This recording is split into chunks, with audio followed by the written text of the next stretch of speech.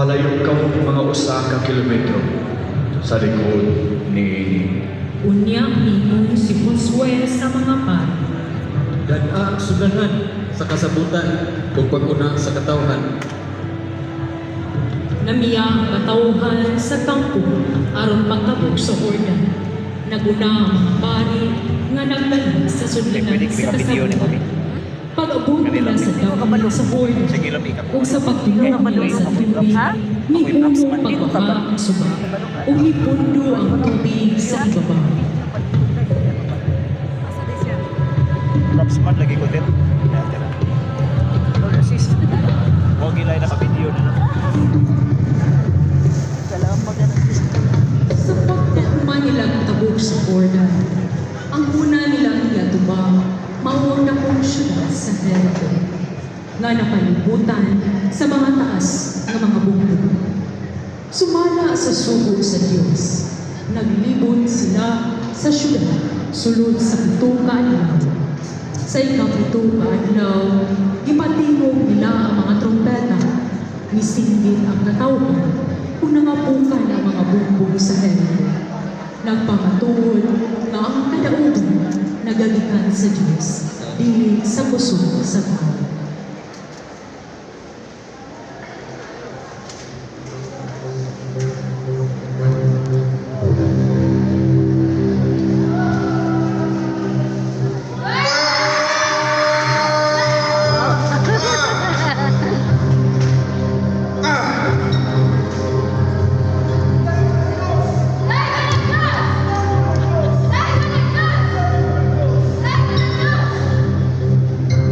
Nagpadayon si Josue sa pag-aog sa uban pang mga gubat.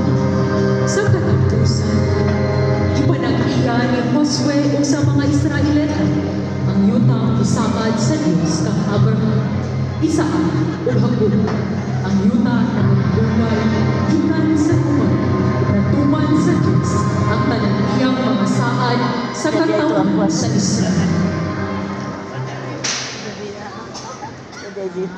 Gidigong ni Josue ang tanang banay sa Israel dito sa Sigig. Itawag niya ang mga pangulo, ang mga kadaguan, ang mga maghuhukom, ug ang mga opisyal sa Israel kung nanuol sila sa tubangan sa Diyos. Ginignan ni Josue ang katawhan. Dili ka mo makaalagad sa Ginoo, kay Dios siya nga balaan. Abubuhan o dili mo pasaylo sa inyong mga sala. Kung mubiyaan ka mo sa Ginoo o walagad sa laing mga Diyos, kaligutan dayon ka mo niya o silutan. Iya ka mong laglagon, bisan kung kaniadto, ikaluyan ka mo niya.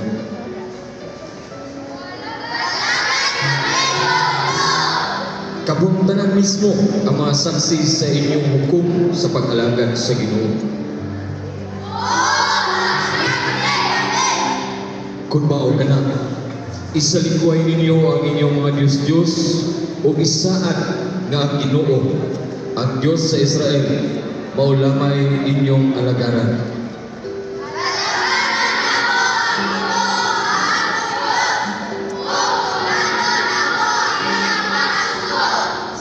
Busa na tumadlaw, naghimo si Josue o kasabutan alang sa katawhan sa Israel dito sa Sigig. Ug gihatagan niya sila og mga balaod ug tulungan. Ang maong mga sugo gisulat ni Josue diha sa basahon sa mga balaod sa Dios.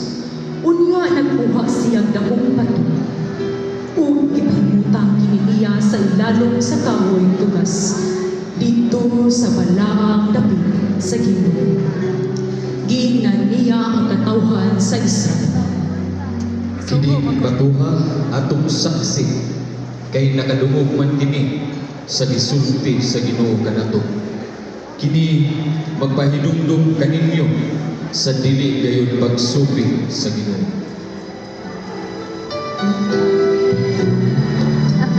Dapat si Brad Fred. Dahil na po po siyang kay Fred Barino.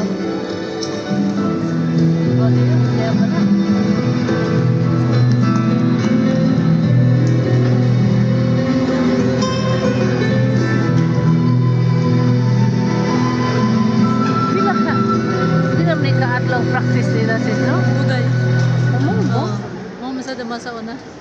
eskwela naman ko anis pa ako mag-Madrid. Asa naman to man sugo ani ani? Bugtaw ba? Saan? Gisugo man to. Isugo ba? Pag lalaki, wala man. Ayaw ay kaya pa na marandama. Mang naginana ko sa iyo. Kalo, eh. Masak mabago.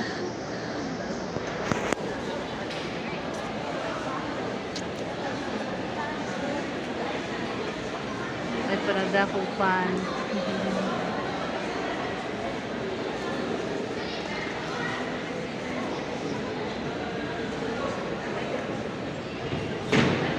The redemptive act of Jesus